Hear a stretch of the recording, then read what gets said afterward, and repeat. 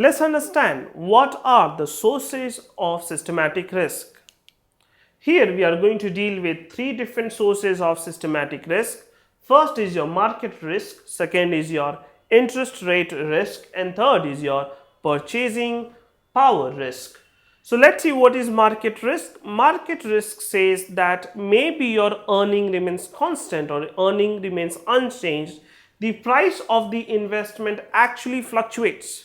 Now this could be for many reasons. Maybe market is maybe the different markets, let's say if the Indian stock market is being affected by American stock market, the prices of your investment is fluctuating.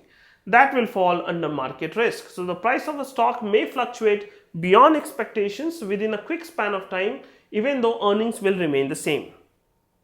Now let's talk about interest rate risk.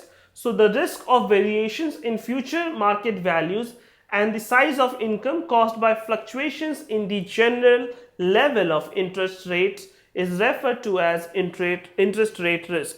Now this generally happens in case of bonds as an investment product, because the coupon rate is fixed.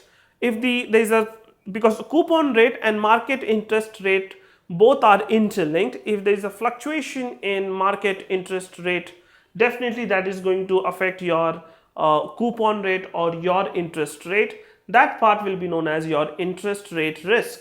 Now let's talk about purchasing power risk. The purchasing power of money, let's say, changes, and the risk created by that will fall under the category of purchasing power risk. Purchasing power risk refers to the uncertainty of the purchasing power of the money to be received. In simple terms, purchasing power risk is the impact of inflation or deflation of an investment.